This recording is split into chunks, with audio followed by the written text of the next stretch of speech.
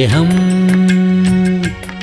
ദിവ്യസ്നേഹം, സ്നേഹം, ദിവ്യസ്നേഹം.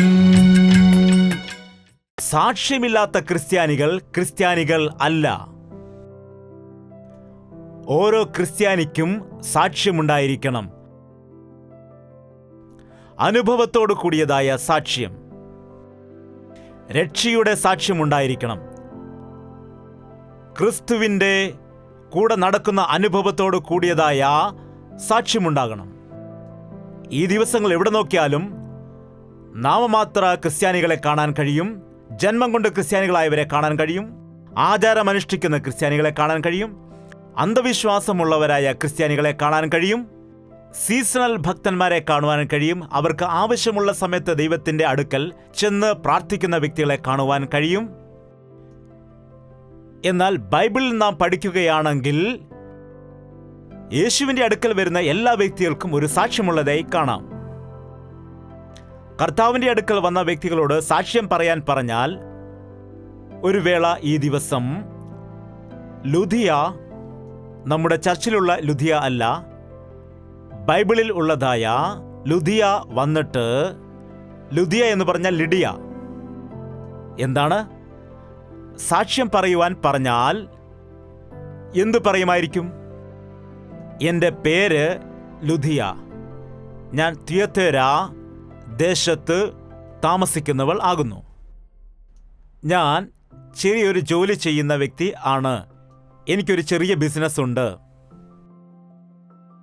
ഞാൻ ചെറിയൊരു ബിസിനസ് ചെയ്ത് എൻ്റെ കുടുംബക്കാരെയെല്ലാം ആ ബിസിനസ്സിൽ കൂടി സഹായിക്കുകയും ചെയ്തുകൊണ്ട് ജീവിക്കുന്നു. എനിക്ക് ദൈവത്തോട് വളരെ ഭക്തിയുള്ളവളാണ്.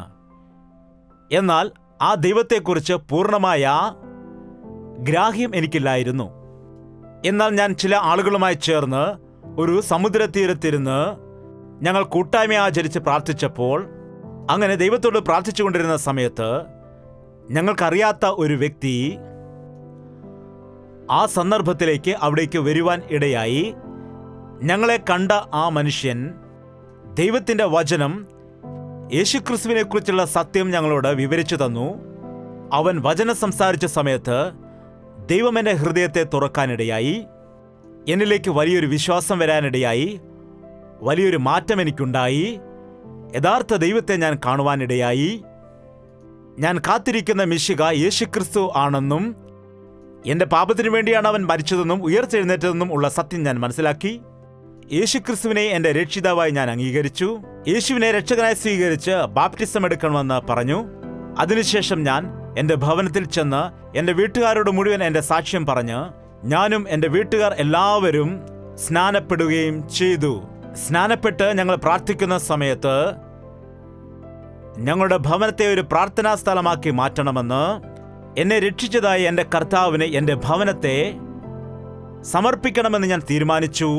ഞങ്ങളുടെ വീട്ടിൽ വരുന്നതായ ദൈവദാസന്മാരെ ഞങ്ങൾ സഹായിക്കുകയും ചെയ്തു. അന്നു മുതൽ ഞങ്ങളുടെ ഭവനത്തിൻ്റെ അവസ്ഥ മാറി. അവിടെ ഒരു സഭയുണ്ടാകാനിടയായി. അതിൻ്റെ പേര് പ്രാർത്ഥനാ സ്ഥലം. അങ്ങനെ എൻ്റെ വീട്ടിൽ ഒരു ചെറിയ സഭ ഉണ്ടാകാനിടയായി.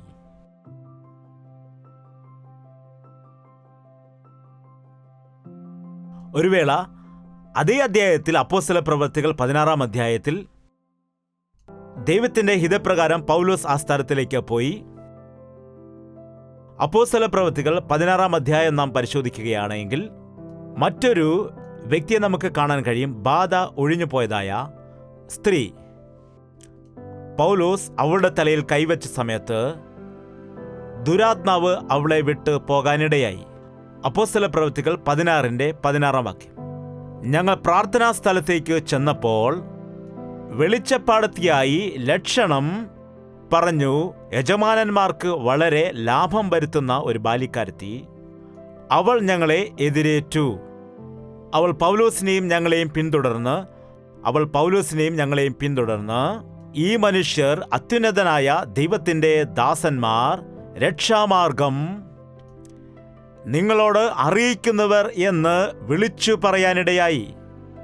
ഇങ്ങനെ അവൾ പല നാൾ ചെയ്തു വന്നു. പൗലോസ് മുഷിഞ്ഞു തിരിഞ്ഞു നോക്കി അവളിലുള്ള ഭൂതത്തോട്, അവളെ വിട്ടുപോകുവാൻ ഞാൻ യേശുക്രിസ്തുവിന്റെ നാമത്തിൽ നിന്നോട് കൽപ്പിക്കുന്നു എന്ന് പറഞ്ഞു. ആ നാഴികയിൽ തന്നെ അത് അവളെ വിട്ടുപോയി. ഒരു വേള ഈ ഭൂതം വിട്ടുപോയ സ്ത്രീയോട് വന്ന് സാക്ഷ്യം പറയാൻ പറഞ്ഞാൽ അവൾ വന്ന് എന്തു പറയും? എന്റെ ജീവിതത്തിൽ ഞാൻ പിശാചിനാൽ ബാധിക്കപ്പെട്ടവളായിരുന്നു. എന്നിൽ കൂടി യജമാനന്മാർ ഒരുപാട് ലാഭമുണ്ടാക്കി. എന്നെക്കൊണ്ട് അവർ ഓരോ കാര്യങ്ങളും പ്രവചനങ്ങളും പറഞ്ഞ് സംഭവിക്കാൻ പോകുന്ന കാര്യങ്ങളാണെന്നൊക്കെ പറഞ്ഞിട്ട് ഓരോ കാര്യങ്ങൾ എന്നെക്കൊണ്ട് പറയിച്ച് എന്നെ അവർ കൈവച്ചിട്ട് ദുരാത്മാവിനാൽ പിടിക്കപ്പെട്ടവളായ എന്നെ ദുരാത്മാവിൽ കൂടി സംസാരിപ്പിച്ച് എൻ്റെ യജമാനന്മാർ എന്നെക്കൊണ്ട് ഒരുപാട് ലാഭമുണ്ടാക്കി വന്നിരുന്നു. ബാക്കിയുള്ള സമയത്ത് ഒരു ഭ്രാന്തിയെപ്പോലെ ഞാൻ റോഡിൽ അലഞ്ഞു നടക്കുമായിരുന്നു. ഒരു ദിവസം അങ്ങനെ പോയ സമയത്ത്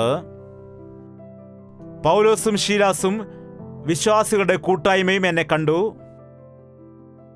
ഞാൻ അറിയാതെ തന്നെ ഞാൻ വിളിച്ചു പറഞ്ഞു, ഇവർ അത്യുന്നതനായ ദൈവത്തിൻ്റെ ദാസന്മാർ, ഇവർ നിങ്ങൾക്ക് രക്ഷാമാർഗം കാണിച്ചു തരുമെന്ന് ഞാൻ നിലവിളിച്ചു പറഞ്ഞുവെന്ന്.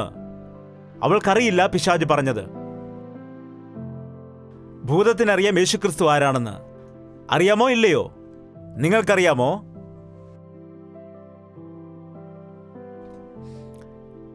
ഇനിയും അനേകം ആളുകൾക്കും യേശുക്രിസ്തു ആരാണെന്ന് അറിയില്ല. നമ്മളിൽ പല ആളുകൾക്കും യേശുക്രിസ്തു ദൈവമാണെന്നറിയാം. അതല്ലാതെ അവൻ്റെ മഹത്വം, അവൻ്റെ ശ്രേഷ്ഠത, അവൻ്റെ പൂർണ്ണത, അവനിലുള്ള വിടുതൽ, അവൻ നൽകുന്ന അനുഗ്രഹം, അവൻ്റെ രാജ്യത്തിലായിരിക്കുന്നതിൻ്റെ ഭാഗ്യം, ഇതിനെക്കുറിച്ചെല്ലാം നാം ആലോചിക്കുകയാണെങ്കിൽ ഈ ലോകം നമുക്ക് വ്യർത്ഥമെന്ന് തോന്നും. പൗലോസ് പറയുന്ന പോലെ ചപ്പും ചവറുമെന്ന പോലെ.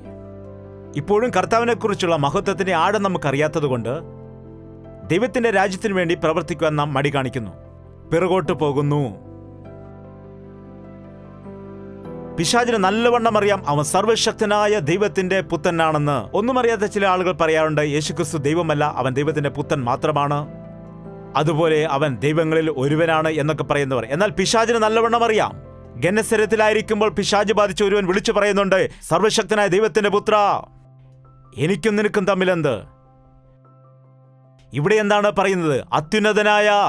അത്യുന്നതനായ ദൈവത്തിന്റെ ദാസന്മാർ, ഇവർ നിങ്ങൾക്ക് രക്ഷാമാർഗം ഉപദേശിച്ചു തരും. ദൈവത്തിന്റെ ദാസന്മാരെ കുറിച്ച് പലർക്കും ഇപ്പോഴും ശരിക്കറിയില്ല. പലരും വിചാരിക്കുന്നത് ഇവർ പണം സമ്പാദിക്കുക മാത്രമാണ് ചെയ്യുന്നതെന്നാണ്. ദൈവത്തിന്റെ ദാസന്മാർ കേവലം ഒരു ജോലി ചെയ്യുകയാണ്, പാസ്റ്ററിന്റെ ഉദ്യോഗം ചെയ്യുകയാണെന്നാണ് ചിലർ വിചാരിക്കുന്നത്. അതുപോലെ ദൈവത്തിന്റെ ദാസന്മാർ വഞ്ചകന്മാരാണെന്ന് പറയുന്ന വ്യക്തികളും ഉണ്ട്. ദൈവത്തിന്റെ ദാസന്മാർ നിർബന്ധത്തോടെ മതം മാറ്റുന്നവരാണെന്ന് പറയുന്ന വ്യക്തികളും ഉണ്ട്. എന്താണ് ചെയ്യുന്നത് ദൈവത്തിന്റെ ദാസന്മാർ? നിങ്ങൾക്ക് രക്ഷാമാർഗം ഉപദേശിച്ചു തരികയാണ്. നിങ്ങളെ സ്വർഗീയ അവകാശികളാക്കി മാറ്റാൻ വേണ്ടി അവർ പരിശ്രമിക്കുകയാണ്. നിങ്ങളെ രക്ഷിക്കുന്നതിന് വേണ്ടി വന്ന യേശുക്രിസ്തുവിനെ കുറിച്ചുള്ള സുവിശേഷം പറഞ്ഞ് നിങ്ങളെ രക്ഷിക്കുകയാണ് അവർ ചെയ്യുന്നത്. ആ കാര്യം പിശാച് വിളിച്ചു പറയുന്നു. അത് നല്ല കാര്യമല്ലേ? പൗലോസിന്റെ പിറകെ ചെന്നിട്ട് ഇവർ ദൈവത്തിന്റെ പുത്രന്മാരാണ് എന്നൊക്കെ പറയുകയാണെങ്കിൽ അത് നല്ലതായിരിക്കുകയല്ലേ? ജയ് പോൾ പാസ്റ്റർ ദൈവത്തിന്റെ ദാസനാണെന്ന് പിശാച് ബാധിച്ച് എല്ലാവരും വിളിച്ചു പറയുകയാണെങ്കിൽ ഞാൻ കരയേണ്ടത് എന്തിനാണ്? ഹല്ലേലൂയ പറയേണ്ടതല്ലേ? എന്താണ് ഈ ജയ് പോൾ ദൈവത്തിന്റെ ദാസനാണ്, സർവശക്തനായ ദൈവത്തിന്റെ യഥാർത്ഥ ദാസനാണ്, നിങ്ങൾക്ക് രക്ഷയുടെ മാർഗം കാണിച്ചു തരും, നിങ്ങൾക്ക് വേണ്ടി പ്രാർത്ഥന ചെയ്യും, നിങ്ങൾക്ക് സൗഖ്യം നേടിത്തരും എന്ന് പിശാചുകളെ കൊണ്ട് പുകഴ്ത്തേണ്ട ആവശ്യം ദൈവത്തിന്റെ ദാസന്മാർക്ക് ഇല്ല. എന്നാൽ ഇന്ന് അനേകം ദാസന്മാർ പിശാചിനെ കൊണ്ട് പുകഴ്ത്തുകയാണ് ചെയ്യുന്നത്. പിശാചിനാൽ പുകഴ്ത്തപ്പെടുവാൻ ആഗ്രഹിക്കുന്ന അനേകം വ്യക്തികളെ കാണാൻ കഴിയും. അങ്ങനെ അവർ പ്രശസ്തി ആഗ്രഹിക്കുകയാണ് ചെയ്യുന്നത്. എന്നാൽ പൗലോസ് അങ്ങനെയുള്ള വ്യക്തിയല്ല. പൗലോസ് മുഷിഞ്ഞുവെന്ന് പറയുന്നു. എന്താണ് മുഷിഞ്ഞിട്ട്? അവളെ വിട്ടുപോകൂ എന്ന മുഷിഞ്ഞു നോക്കി പിശാചിനോട് കൽപ്പിച്ചപ്പോൾ അത് അവളെ വിട്ടുപോകുവാൻ ഇടയായി. ഈ കാര്യത്തെക്കുറിച്ച് സാക്ഷ്യം പറയാൻ അവളോട് പറഞ്ഞാൽ അവൾ എന്തുവെന്ന് പറയും? യേശുക്രിസ്തു ആരാണെന്ന് എനിക്കറിയില്ലായിരുന്നു. ഞാൻ പിശാചിനാൽ ഉപദ്രവിക്കപ്പെട്ട വ്യക്തിയാണ്. എൻ്റെ യജമാനന്മാർ എന്നെക്കൊണ്ട് ലാഭമുണ്ടാക്കി, ഞാൻ മുഖാന്തരം അവർ പണം സമ്പാദിച്ചു. ഞാനൊരു ഭ്രാന്തിയെപ്പോലെ വഴിയിൽ നടക്കുന്നവളായിരുന്നു. ഒരു ദിവസം ദൈവദാസൻ എൻ്റെ തലയിൽ കൈവച്ചിട്ട് എനിക്ക് വേണ്ടി പ്രാർത്ഥിക്കുവാനിടയായി. എന്നിലുണ്ടായിരുന്ന പിശാചിനെ യേശുക്രിസ്തുവിന്റെ നാമത്തിൽ അഴിക്കാനിടയായി. എപ്പോഴാണോ ദുരാത്മാവ് എന്നെ വിട്ടുപോയത്, അപ്പോൾ എൻ്റെ ജീവിതം മാറിപ്പോയി, എൻ്റെ ജീവിത രീതി മാറിപ്പോയി, എൻ്റെ ശീലങ്ങൾ മാറിപ്പോയി, എൻ്റെ പ്രവർത്തനങ്ങൾ, എൻ്റെ ആ ജീവിത രീതി പൂർണ്ണമായും മാറിപ്പോയി എന്ന സാക്ഷ്യം പറയാനിടയാകും. അവളുടെ സാക്ഷ്യം വചനം കേട്ടപ്പോൾ ഉണ്ടായതാണ്. എങ്ങനെയാണ് സാക്ഷ്യം? പ്രാർത്ഥന ചെയ്തപ്പോൾ വിടുതൽ കിട്ടി. എങ്ങനെയാണ്? അതേ അധ്യായത്തിൽ മറ്റൊരു വ്യക്തിയെ കാണാം, കാരാഗൃഹ പ്രമാണി. ഇവൾക്ക് മാറ്റം വന്നുവെന്നറിഞ്ഞിട്ട് പൗലോസിനെയും ശീലാസിന്റെ മേൽ കേസ് കൊടുത്തിട്ട് അവരെ ഉപദ്രവിച്ച്, അവരെ അടിച്ച്, അവരെ ബന്ധിച്ചിട്ട് കാരാഗൃഹത്തിൽ അടച്ചു. അവരുടെ ലാഭം പോയെന്ന് പറഞ്ഞ് ഒരുപാട് ഉപദ്രവിച്ച് അടിച്ച് കാരാഗൃഹത്തിൽ അടയ്ക്കുകയും അവരുടെ കൈയും കാലുമെല്ലാം ബന്ധിച്ച് കാരാഗൃഹത്തിൽ അടച്ചപ്പോൾ അർദ്ധരാത്രിയിൽ പൗലോസും ശീലാസും എന്ത് ചെയ്ത്? അവർ കിടന്നുറങ്ങിയോ? അവരെന്താണ് ചെയ്തത്? കരയുകയായിരുന്നോ? 25-ാം വാക്യം. അർദ്ധരാത്രിക്ക് പൗലോസും ശീലാസും പ്രാർത്ഥിച്ചു, ദൈവത്തെ പാടി സ്തുതിച്ചു. തടവുകാർ ശ്രദ്ധിച്ചു കൊണ്ടിരുന്നു. പെട്ടെന്ന് വലിയൊരു ഭൂകമ്പം ഉണ്ടായി. കാരാഗൃഹത്തിന്റെ അടിസ്ഥാനം കുലുങ്ങി, വാതിലൊക്കെയും തുറന്നുപോയി. എല്ലാവരും ചങ്ങല അഴിഞ്ഞു വീണു. കാരാഗൃഹ പ്രമാണി ഉറക്കമുണർന്നു. കാരാഗൃഹത്തിന്റെ വാതിലുകൾ തുറന്നിരിക്കുന്നത് കണ്ടിട്ട് ചങ്ങലക്കാർ ഓടിപ്പോയി കളഞ്ഞു എന്ന് ഊഹിച്ചു. വാളൂരി തന്നെത്താൻ കൊല്ലുവാൻ ഭാവിച്ചു. അപ്പോൾ പൗലോസ്, നിനക്കൊരു ദോഷവും ചെയ്യരുത്, ഞങ്ങൾ എല്ലാവരും ഇവിടെയുണ്ടല്ലോ എന്ന് ഉറക്കെ വിളിച്ചു പറഞ്ഞു. പൗലോസും ശീലാസും അർദ്ധരാത്രിയിൽ കർത്താവിനെ പാടി സ്തുതിക്കുകയായിരുന്നു. ആ ദുഃഖത്തിന്റെ നടുവിലും അവരുടെ ശരീരം മുഴുവൻ മുറിവേറ്റിരിക്കുകയാണ്. രക്തം ഒഴുകിക്കൊണ്ടേയിരിക്കുന്നു. കർത്താവിന്റെ നാമത്തിൽ പിശാചിനെ ഒഴിപ്പിച്ചുവെന്ന ഒറ്റ കാരണം കൊണ്ടാണ് കാരാഗൃഹത്തിൽ അടയ്ക്കപ്പെട്ടത്. എന്നാൽ അവരവിടെ കർത്താവിനെ സ്തുതിച്ച് മഹത്വപ്പെടുത്തി ആരാധിച്ചുകൊണ്ടിരുന്നപ്പോൾ കാരാഗൃഹത്തിന്റെ അടിസ്ഥാനം കുലുങ്ങുകയും ചങ്ങലകൾ അഴിഞ്ഞു വീഴുകയും വാതിലുകൾ തുറക്കുകയും ചെയ്തു. കാരാഗൃഹ പ്രമാണി ബഹളം കേട്ട് ഉണർന്നു നോക്കിയ സമയത്ത് ഇതാ വാതിലുകളെല്ലാം തുറന്നു കിടക്കുകയാണ്. വാതിൽ തുറക്കുന്ന സമയത്ത് ജയിലിലായിരിക്കുന്ന കള്ളന്മാരെല്ലാം എന്തു ചെയ്യും? അവർ കാണുമോ? ആ കാരാഗൃഹ പ്രമാണിക്ക് എന്താണെന്നൊന്നും മനസ്സിലായില്ല. ഒരൊറ്റ കള്ളൻ രക്ഷപ്പെട്ടു പോയാൽ ആ കാലത്ത് റോമൻ ഗവൺമെന്റ് ആ കാരാഗൃഹ പ്രമാണിക്ക് വളരെ വലിയ ശിക്ഷയാണ് പകരമായി കൊടുക്കുന്നത്. ജോലി നഷ്ടപ്പെടുക മാത്രമല്ല, അയാളെയും പിടിച്ച് കാരാഗൃഹത്തിൽ അടയ്ക്കുവാനിടയാകും.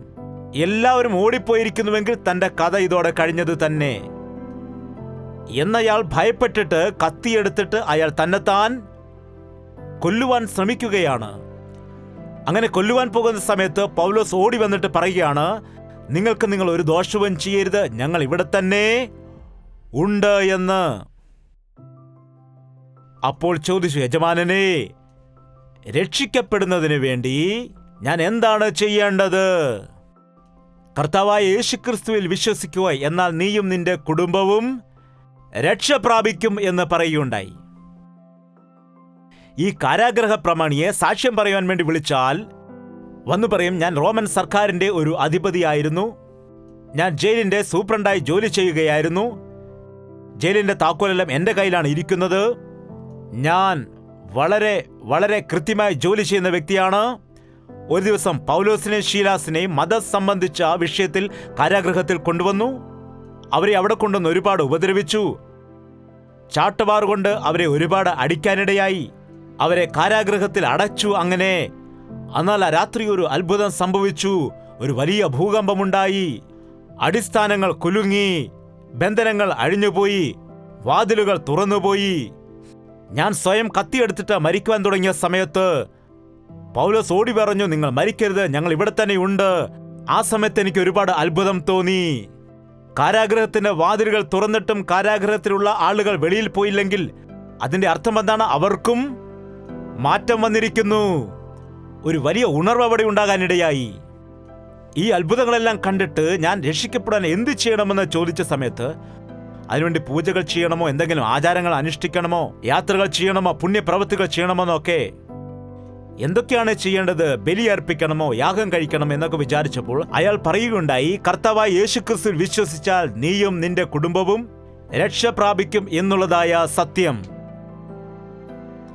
ഇത്ര അത്ഭുതവാനായ കർത്താവിൽ ഞാനും എൻ്റെ കുടുംബവും വിശ്വസിച്ചു.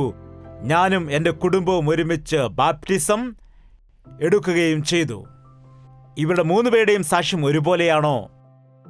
ലുദിയായ്ക്ക് വചനം കേട്ട് മാറ്റം ഉണ്ടായി. പിശാച് ബാധിച്ച സ്ത്രീക്ക് പ്രാർത്ഥിച്ചപ്പോൾ മാറ്റമുണ്ടായി.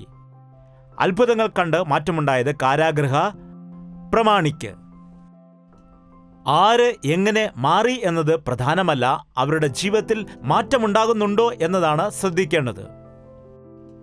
രക്ഷിക്കപ്പെടണമെന്നുണ്ടെങ്കിൽ ദൈവം ഒരേ രീതിയിൽ തന്നെ നമ്പർ 1 ഇങ്ങനെ, നമ്പർ 2 ഇങ്ങനെ, നമ്പർ 3 ഇങ്ങനെ എന്നൊന്നും പറഞ്ഞിട്ടേയില്ല. ഓരോരുത്തരെ ഓരോരോ രീതിയിലാണ് കർത്താവ് രക്ഷിക്കുന്നത്. ഏതു രീതിയിൽ നീ രക്ഷിക്കപ്പെട്ടു എന്നത് പ്രധാനമല്ല, നീ രക്ഷിക്കപ്പെട്ടുവോ എന്നതാണ് പ്രധാനം. അത് മറക്കരുത്. നീ ആരാധനയ്ക്ക് പതിവായി ദൈവത്തിന്റെ സന്നിധിയിൽ വരുന്നവനാണോ? നീ രൂപാന്തരം പ്രാപിച്ചിട്ട് കർത്താവിലെ സാക്ഷ്യം പ്രാപിച്ച് സ്നാനമെടുത്ത ഒരു വ്യക്തിയാണോ? അതുമല്ലെങ്കിൽ ദൈവം നിന്റെ ജീവിതത്തിൽ പ്രവർത്തിച്ചതായ ഒരു അത്ഭുത കാര്യം കണ്ടിട്ട്, അതുമല്ലെങ്കിൽ നിനക്കുണ്ടായിരുന്നതായ ഒരു രോഗത്തിൽ നിന്ന് ദൈവം നിനക്ക് പൂർണ്ണമായ വിടുതൽ നൽകി നീ വിശ്വസിച്ച് വന്നതാണോ? നിന്റെ ജീവിതത്തിൽ ഒരു പ്രത്യേകമായ അനുഭവത്തോട് കൂടിയതായ രക്ഷ ഉണ്ടോ? അല്ലെങ്കിൽ നിന്റെ ജീവിതത്തിൽ ഒരു അത്ഭുതം കണ്ടിട്ട് മറ്റുള്ളവർ പറഞ്ഞത് വിശ്വസിക്കുകയല്ലാതെ എൻ്റെ ജീവിതത്തിൽ ദൈവം ചെയ്ത ഒരു പ്രവൃത്തി ഉണ്ട്, അങ്ങനെയാണ് ഞാൻ കർത്താവിൽ വിശ്വസിക്കാൻ ഇടയായത് എന്ന് പറയുവാൻ കഴിയുന്ന ഒരു സാക്ഷ്യമുണ്ടോ? സാക്ഷ്യമുള്ളവർ കൈ ഉയർത്തിക്കാട്ടെ. സാക്ഷ്യമുള്ളവർക്ക് അത് പറയാതിരിക്കുവാൻ കഴിയില്ല. സാക്ഷ്യമുള്ളവർക്ക് അത് പറയാതെ ഇരിക്കുവാനാകില്ല. നിങ്ങൾക്ക് നന്മ തന്ന സന്തോഷകരമായ ഒരു കാര്യമുണ്ട് എന്ന് വിചാരിക്കുക. അത് മറ്റുള്ളവരോട് പറയാതെ ഇരിക്കുമോ? നിങ്ങൾ പറയൂ. നിങ്ങളുടെ മാതാവിനോടെങ്കിലും പറയില്ലേ? നിങ്ങളുടെ ഭർത്താവിനോടെങ്കിലും നിങ്ങൾ പറയില്ലേ? ഭാര്യയോട് പറയില്ലേ? നിങ്ങളുടെ മാതാപിതാക്കളോട് പറയില്ലേ? കുഞ്ഞുങ്ങളോട് പറയില്ലേ? നിങ്ങളുടെ ബന്ധുക്കളോട് പോലും നിങ്ങൾ പറയില്ലേ? നിങ്ങളുടെ ജീവിതത്തിൽ ഒരു സാക്ഷ്യമുണ്ട് എങ്കിൽ, അത് നിങ്ങൾക്ക് അനുഗ്രഹമാണ് എങ്കിൽ, നീ സാക്ഷ്യം പറയാതെ ഇരിക്കുകയില്ല. കർത്താവ് നമ്മളെ എല്ലാവരെയും രക്ഷിച്ചത് എന്തിനാണ്? അവന്റെ സാക്ഷികളായിരിക്കുന്നതിനാണ്. ആ കാലത്ത് ശിഷ്യന്മാരോട് അവൻ പറഞ്ഞത് എന്താണ്? യഹൂദിയിലും ശമരിയയിലും ഭൂമിയുടെ അറ്റത്തോളം നിങ്ങളെന്റെ സാക്ഷികളായിരിക്കുക എന്ന് പറഞ്ഞു. നിന്നെ എങ്ങനെയാണ് രക്ഷയിലേക്ക് നയിക്കേണ്ടത് എന്ന് കർത്താവിന് അറിയാവുന്നതുകൊണ്ട് അവന്റെ ഇഷ്ടപ്രകാരമാണ് അവൻ ഇടപെടുന്നത്. അത് വ്യത്യാസമായിരിക്കും ഓരോരുത്തരുടെയും സാക്ഷ്യത്തിൽ. ആ വിഷയങ്ങൾ വ്യത്യാസമായിരിക്കും. ലുദിയായ്ക്ക് വേറെയാണ്, പിശാച് ബാധിച്ചവൾക്ക് വേറെ, കാരാഗൃഹ പ്രമാണിക്ക് വേറെ, പൗലോസിന് വേറെ, എന്റെ സാക്ഷ്യം വേറെ, നിന്റെ സാക്ഷ്യം വേറെ. അതുപോലെ മറ്റുള്ളവരുടെയും ആ സാക്ഷ്യത്തെ നീ പ്രത്യേകിച്ച് പറയണം. അതാണ് വ്യക്തിപരമായ, ക്രിസ്തുവിനോട് വ്യക്തിപരമായ അനുഭവം പ്രാപിക്കുന്നതാണ് സാക്ഷ്യത്തിന്റെ എസൻസ്. ബാക്കിയുള്ള കാര്യങ്ങളെല്ലാം അതിന്റെ റിസൾട്ടാണ്, അതിന്റെ പ്രതിഫലമാണ്. യഥാർത്ഥത്തിൽ നിന്റെ ജീവിതത്തിൽ മാറ്റം വരുവാനുള്ള കാരണം എന്താണെന്നാൽ, അതായത് ദൈവം വ്യക്തിപരമായി നിന്നെ കണ്ടതായ സമയം, നിന്നിൽ ഉണ്ടായതായ മാറ്റം, നിന്നിൽ സംഭവിച്ചതായ പരിശുദ്ധാത്മാവിന്റെ ക്രിയ. അതാണ് പറയുന്നത്, ഒരുവൻ ക്രിസ്തുവിലായാൽ അവൻ പുതിയ വ്യക്തിയാകുന്നു, പഴയത് കഴിഞ്ഞുപോയി എന്ന് വചനം പറയുന്നു. നിങ്ങൾക്ക് സാക്ഷ്യമില്ല എങ്കിൽ മുഴങ്കാലമടക്കി പ്രാർത്ഥിക്കൂ. ദൈവത്തോട് മുഖാമുഖം സംസാരിക്കാൻ ശ്രമിക്കൂ. ദൈവത്തിൽ നിന്നൊരു അനുഭവം പ്രാപിക്കുവാൻ വേണ്ടി ശ്രമിക്കൂ. നീ രക്ഷിക്കപ്പെട്ടു എന്നുള്ള അനുഭവ സാക്ഷ്യത്തെ പ്രാപിച്ച് മറ്റുള്ളവർക്കത് പകർന്നു കൊടുക്കൂ. എൻ്റെ ജീവിതത്തിൽ ഞാൻ സാക്ഷ്യം പറഞ്ഞപ്പോൾ വചനത്തെക്കാൾ കൂടുതൽ എൻ്റെ സാക്ഷ്യം കേട്ട് മാനസാന്തരപ്പെട്ട ഒരുപാട് പേരെ എനിക്കറിയാൻ കഴിയും.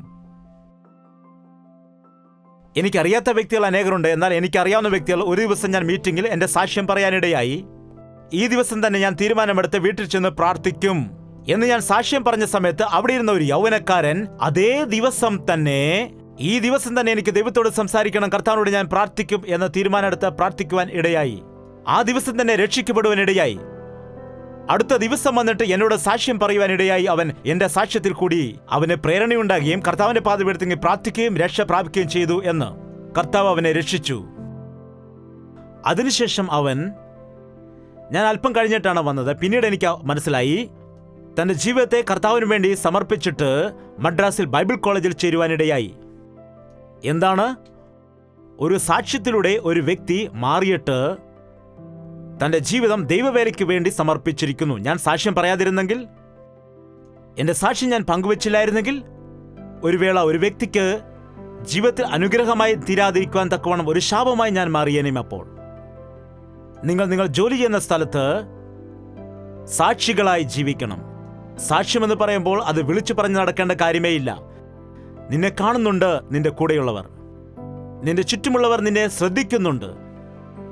എത്രമാത്രം നീ പ്രാർത്ഥിക്കുന്നു, എങ്ങനെ നീ പ്രവർത്തിക്കുന്നു, നിന്റെ സംസാരം എങ്ങനെയാണ്, നിന്റെ രീതി എങ്ങനെയാണ്, നിന്റെ സ്വഭാവം എങ്ങനെയുള്ളതാണ് എന്നുള്ള കാര്യമെല്ലാം നിന്റെ കൂട്ടുകാർക്ക്, നിന്റെ ഫ്രണ്ട്സിന് അറിയാം, നിന്റെ വീട്ടുകാർക്ക് അറിയാം.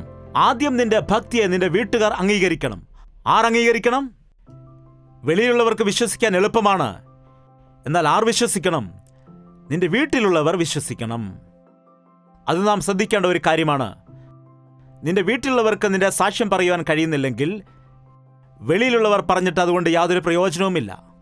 ഭൂതത്തെ പുറത്താക്കപ്പെട്ട വ്യക്തിയോട് എവിടെ ചെന്ന് സാക്ഷ്യം പറയാനാണ് കർത്താവ് പറഞ്ഞത്? എവിടെ പോയി സാക്ഷ്യം പറയാനാണ് പറഞ്ഞത്? ഗലാത്യ ദേശത്ത് വന്ന് പറയാനാണോ പറഞ്ഞത്? എൻ്റെ കൂടെ വന്ന് മീറ്റിംഗിൽ പറയുവാൻ പറഞ്ഞോ? നിന്റെ വീട്ടുകാരുടെ അടുക്കൽ ചെന്നിട്ട് നിന്നെ കാണിച്ചിട്ട് നിന്റെ സാക്ഷ്യം അവരോട് പറയൂ.